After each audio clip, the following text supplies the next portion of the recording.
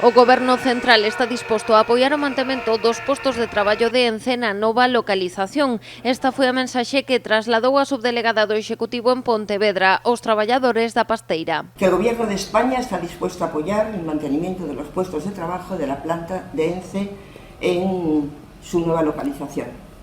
También les he transmitido que las sentencias judiciales están para cumplirlas y acatarlas, como no puede ser de otra manera, y que en ese momento la última palabra la tendrá el Tribunal Supremo, si finalmente la empresa decide recurrir la sentencia de la Audiencia Nacional. Maica Larriba trasladoulles tamén o compromiso do secretario de Estado de Medio Ambiente, Hugo Morán, de convocar unha nova reunión da mesa de diálogo no mes de setembro.